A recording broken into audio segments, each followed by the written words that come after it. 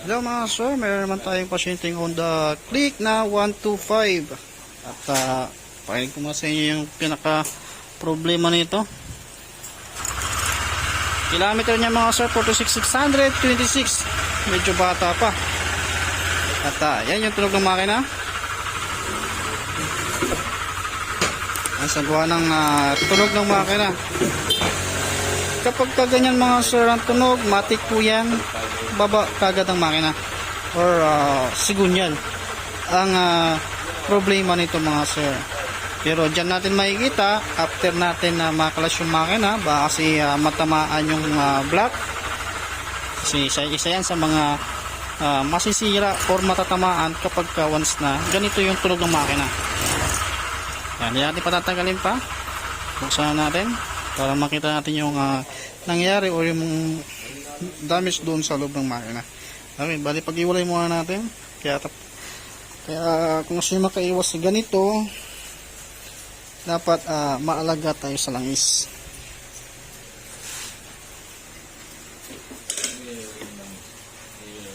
Yan, wala naman leak. Okay, pas-pasin na natin.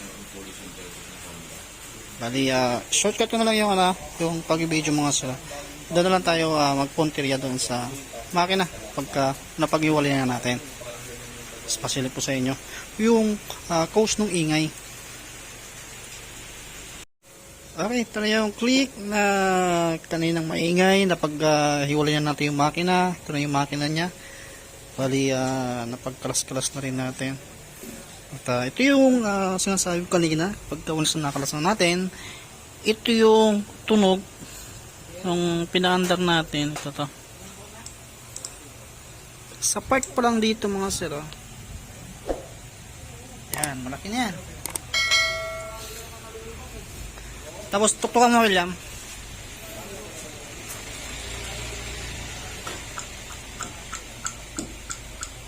Yan, lakas.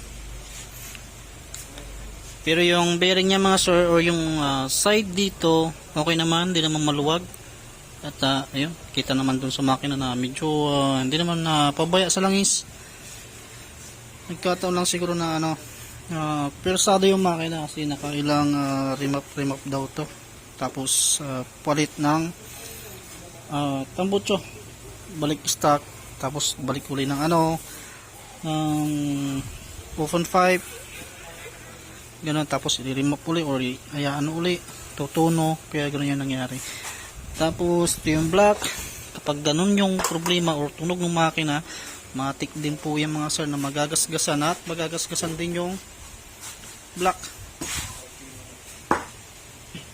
Yan, isa rin yan sa papalitan natin kasi kapag once na hindi natin pinalitan yan, kakain at kakain ng langis yan kahit hindi umuusok. Yung piston kasama rin yan sa papalitan natin. Yan. Okay naman yung pag-aalaga sa langis. Kataon lang siguro na persa to. Kaya nagkaroon na siya ng ng ingay sa makina. Kaya nababa yung makina niya.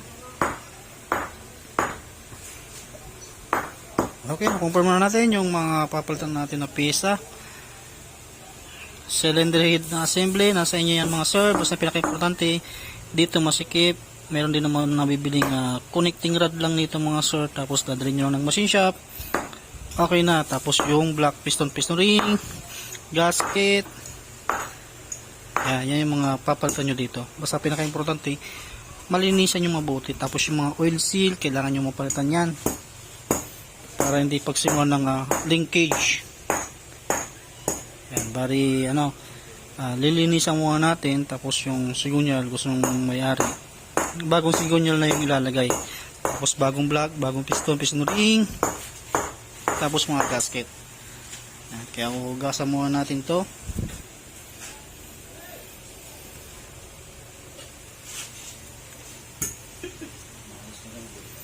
Yan, tapos nababagot na si Kapulong doon sa aris kasi matagal po talagang gawin yung aris kasi remedyo yung ginagawa natin. Nililiha natin, medyo may katagalan yung pagliha. Ayan, gumagawa ng mga shock, nag-replace ng inner dahil may gasgas yung inner, kaya laging naglilik. Okay, naliugas ang mga natin mga sir. Maya pakita ko ulit sa inyo yung mga pisang gagamitin natin dito. Tapos yung pagbuo ng makina. Importante malinis ang mga natin ito lahat.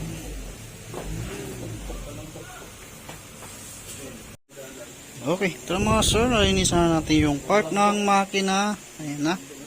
At ito naman na yung mga parts na ating gagamitin dito sa click na 125. Yan, mayroon tayong piston ring. Tapos mayroon din tayong piston. Lagay mo natin dito. Saka ito yung gagamitin na na signal bearing. Gawa kasi nang wala tayong mabiling signal bearing sa Honda. Kaya naganap tayo sa bearing center. Ito yung nabili nating bearing. Okay naman ito mga sir. At ito na rin ang aking ginagamit. Okay, kung gusto nyo yung ganito rin ilagay nyo mga sir na signal bearing, okay po yung mga sir. Tapos gasket, valve seal, yung base gasket na lang yung kulang, pero meron tayong ilalagay dyan. At ito yung head gasket na rin, sasabay na rin natin kasi punit na rin. Tapos ito yung signal na assembly natin mga sir. Yan. Tapos buksan natin. At yung isang box naman na to, ito yung sa ating block. Ito yung block natin mga sir. Yan. Thailand. Okay, buksan muna natin itong dalawan to para makita natin. Yan. Parehas itong mga sir na silyado. Buksan natin. Medyo tumataas yung mga presyo ng parts natin ngayon mga sir. Halos pataas ng pataas. Kaya dapat mga sir, ingatan nyo yung motor nyo sa sa langis, kasi ito yung buhay talaga ng motor natin, yung langis. Ito yung block natin nilalagay. Bagong bago. Basta pagka click 125 yung motor ninyo, dapat gagamitin nyo rin ng block pang 125 din. Kasi magkakatalo yan sa sa piston. Pero kung 150 ayun, 150 rin gamitin nyo. Yan, gagawin natin yung bagong bago. Tapos ito yung signal naman natin mga sir, na bago din. Medyo marami tayong ginagawa ngayon. Okay, ito yung bagong signal natin. Naka-plastic pa. Okay, bago natin maka-assemble ito or ma-salpak ito sa crankcase natin, lalagay mo natin yung signal bearing dito. Bubuin muna natin. At pagka nabuo na natin yung signal saka yung bearing, pagsama na natin, lalagyan nyo ng langis yan at gagamit kayo ng butane. Mamaya pakita ko sa inyo mamaya yung pag mainit na, tapos sasalpak nyo. Pag nyo lang pukpukin ng pagganon. At kung meron naman kayong butane, yan, tsagayin nyo na sa butane. Pag-initin nyo lang ng sa loob ng 15 minutes, 20 minutes, ayan, pwede yan mga sir, para masalpak nyo na din kaagad. Basta lagyan nyo siya ng langis mga sir. Okay, simbol nyo natin to. Si Gerald po yung gagawa niyan. In case na wala akong mga sir sa shop, hanapin nyo naman si Gerald o si Kapulong, yan, o si Kapiling. Yan, tapos asimbolin natin yan, bagong bago yung ating signal. Medyo malaki nga lang yung magagastos ng may-ari nito. Yung sa signal pa lang mga sir, medyo may presyo na talaga. Yan, bagong bago. Yan, kaya alagaan nyo sa langis yung motor yung mga sir. Di baling makaksay tayo sa langis, huwag lang tayo makaksay sa parts. Yan, pagkasamahin nyo muna yung signal bearing dito sa signal. At ito, malapit na rin matapos to kasi chinatsaga namin yung yung cam holder nya gawa kasi ng nire-remedyo lang natin. At napakahirap talaga magliha ng cam holder. Kaya huwag kayong gagamit ng kapag ito yung unit ninyo, huwag kayong gagamit ng aftermarket na clutch lining, at huwag nyo rin papabayaan sa langis kasi talagang mapapagastos kayo niyan. Ginawa ko na ng content to, hindi lang matapos-tapos gawa kasi ng natatagalan tayo dun sa sa pagliha. Medyo na marami ng liha yung naubos. Kasi wala nang budget yung may-ari talaga. At gusto niyang magawa ng paraan muna para at least magagamit niya, at lalamove rider din yung may-ari nito. Ito, naubos niya yung budget niya sa unang pagpapagawa dun sa gumawa niya sa kasa. So dito muna tayo, simbolin muna natin to. Lalabog na yung yung bearing.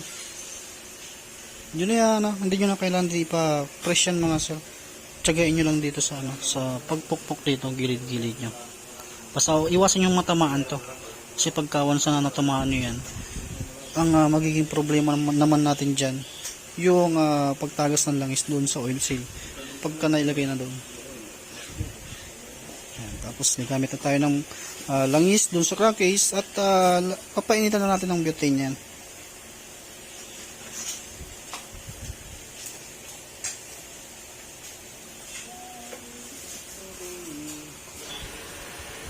Okay, yung mga sir, binibitay na sa loob ng 15 minutes, tapos salpak nyo na kaagad.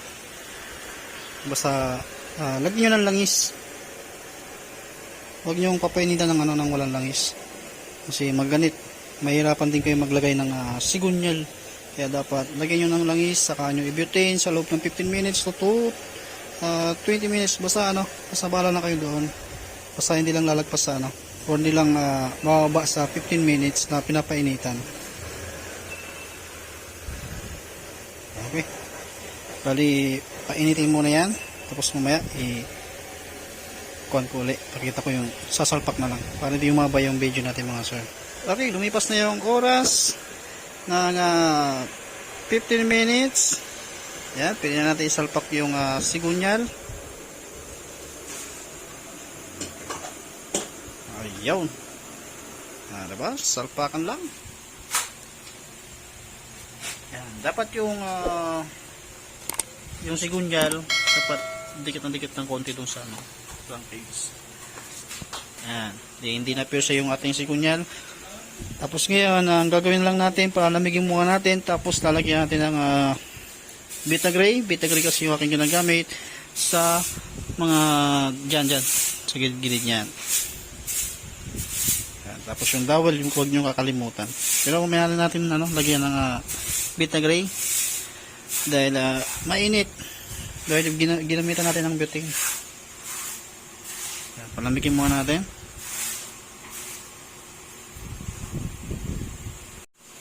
Okay, ito na mga sir, nabuo na natin yung makina. Nalagyan na natin yung crankcase, block, piston, saka bago na rin yung ring yan. Kita nyo, bago na. Tapos kulang na lang yung yung cylinder head, bago rin yung kanyang valve seal. Tapos nire-grinding compound din natin 'yan para maiwasan natin yung yung loss compression. Assemble na lang 'yan, tapos sasalpakan natin 'yan para mabuo natin dito sa kanyang chassis. Yan. Buuin muna natin 'to. Basta gawin nyo lang dyan mga sir pagka sakaling first time nyo magkalas.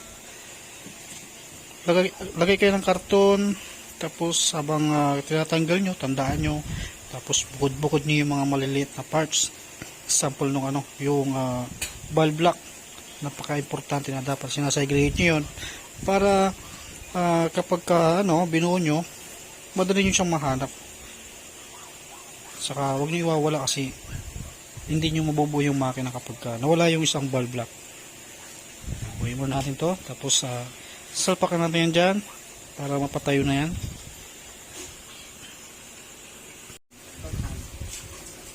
Okay, ito na mga sir, nabuo na yung makina ni Honda Click. Ito yung mga pinagpalitan natin.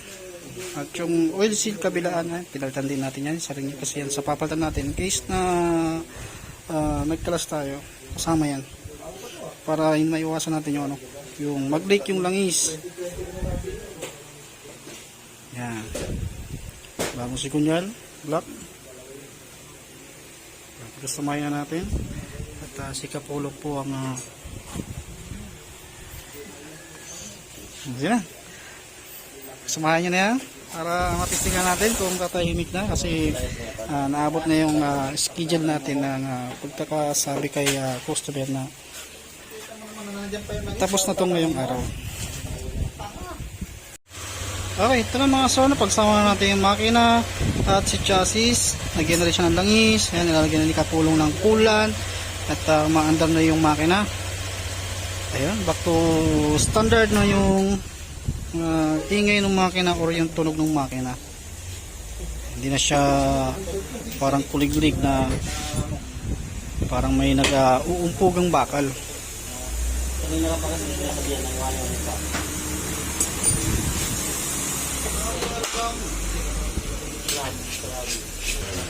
Okay, pag-rip natin ng konti. Ayan. Yung narinig yung yung parang grog-grog mga ganun.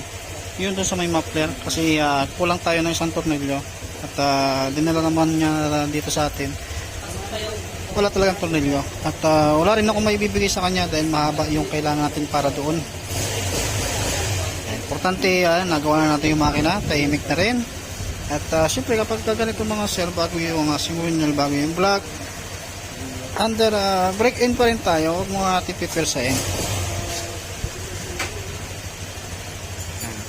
Basta kami dito mga sir, kapag once na nagbababa kami ng makina, nagbibigay pa rin ako ng warranty.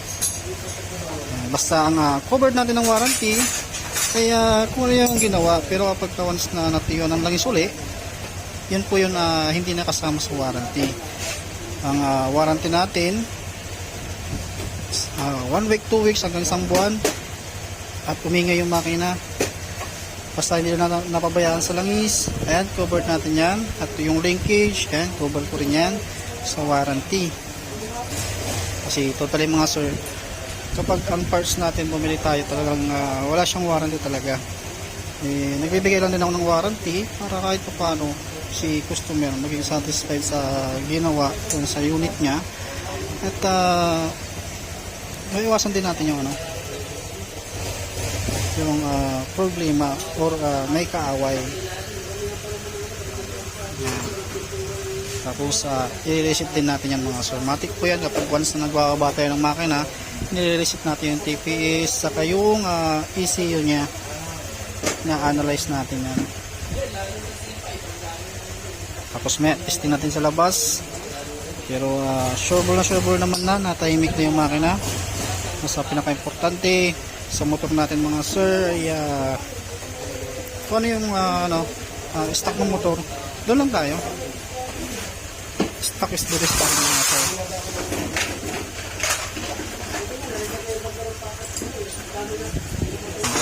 Si Kapulong ang niyan, si Master Tablet. Ayan, meron pa tayo ginagawa. Ayan, meron tayong mga customer. Ito, matapos na rin itong araw na to. Okay, nagagaya natin yung kanyang upuan at tulad nga ng siya sabi ko, ayan, dinadiagnose natin yan para makuha natin yung saktong-saktong minor at ni-reset na rin natin TPS at saka yung ECU. Tapos testing natin sa labas, patakbuhin. Okay, testing mo natin sa labas. Check natin.